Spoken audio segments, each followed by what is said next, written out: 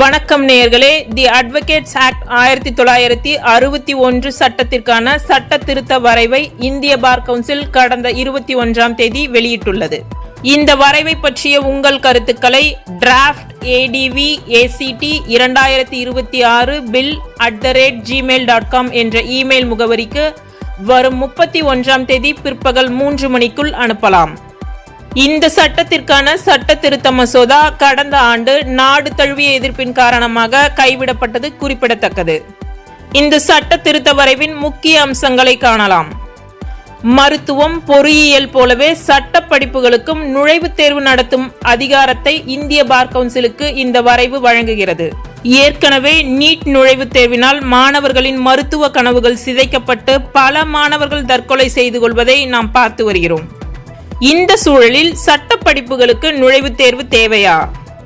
12ஆம் வகுப்பு மதிப்பெண் அடிப்படையிலேயே சட்ட படிப்புகளுக்கான மாணவர் சேர்க்கை நடைபெறுவதால் கிராமப்புறத்திலிருந்து வரும் ஏழை எளிய மாணவர்களும் எளிதாக சட்டம் பயில்கின்றனர். நுழைவுத் தேர்வு அனுமதிக்கப்பட்டால் இந்த மாணவர்களின் சட்டம் பயிலும் கனவு என்னவாகும்? நுழைவுத் தேர்வு பயிற்சிக்கான கட்டணத்தை இவர்கள் எவ்வாறு செலுத்துவார்கள்?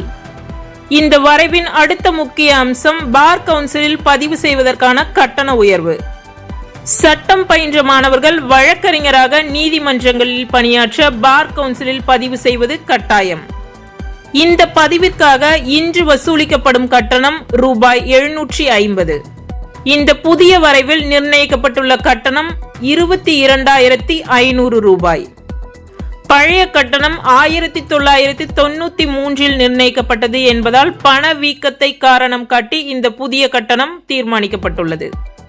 எந்த பின்புலமும் அல்லாத இந்த ஏழை எளிய மாணவர்கள் ரூபாய் 22,500 கட்டி பார் கவுன்சிலில் பதிவு செய்வது சாத்தியமா? சிந்தித்து செயல்படுவோம். உங்கள் கருத்துக்களை உடனடியாக டிராஃப்ட் ADV ACT 2026 bill@gmail.com என்ற இமெயில் முகவரிக்கு அனுப்புங்கள். உங்கள் கருத்துக்களை கீழே கமெண்டில் பதிவு செய்யுங்கள்.